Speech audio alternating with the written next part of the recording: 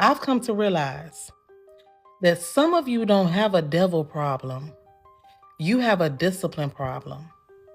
The devil isn't defeating you, he's just watching you defeat yourself.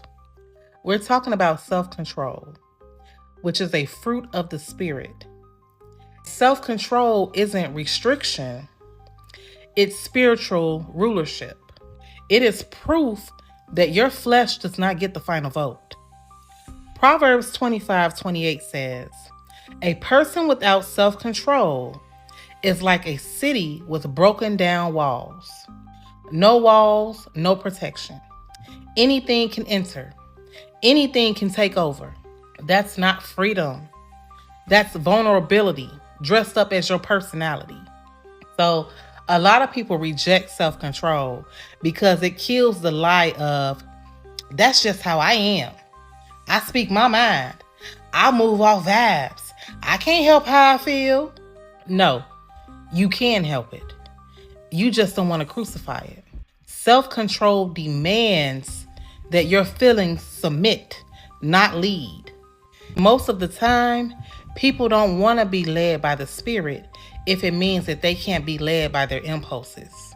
Self-control shows up when you want to send that text, but you delete it. When you want to clap back, but you close your mouth. When you want to indulge, but you walk away.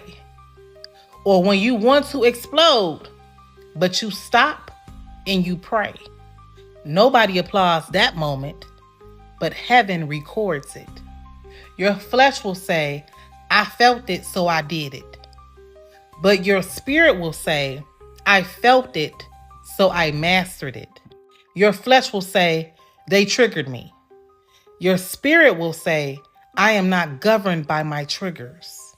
Your flesh says, "I lost control." But your spirit is saying, "You never surrendered it."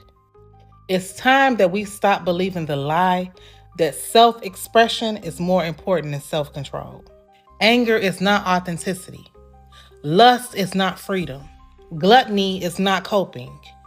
Gossip is not bonding. Impulsiveness is not your personality. Listen, you got your walls down. And when your walls are down, the enemy doesn't have to break in. He can just walk through the front door.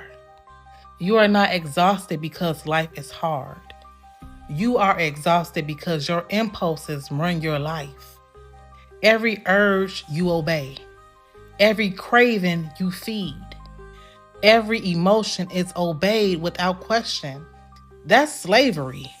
1 Corinthians 9:27 says, "I discipline my body and keep it under control." Not punish, not hate, but discipline. Because what you don't discipline will dominate you. Self-control is the protection that you give yourself. It keeps you from saying things that you can't take back. One restrained decision can save you years of consequences. If you choose restraint, nobody sees the disasters that never happen. That is the quiet miracle of self-control. Ruled by God, not reactive. So here is your ruled, not reactive declaration. I am not impulsive. I am intentional. I am not ruled by my emotion. I am ruled by the Spirit. I do not obey every urge. I submit every urge. I am ruled, not reactive. Again, Galatians 5:22-23 tells us the fruit of the Spirit, one being self-control, which means if God lives in you, then self-control grows. So if your life is constantly in chaos, then you need to check who's in control. If every feeling becomes a decision, then your flesh is leading. And if the Spirit of God truly lives in you, then self-control is not optional. It's evidence that you are ruled and not reactive. This is the Righteous Rant. She said what God said.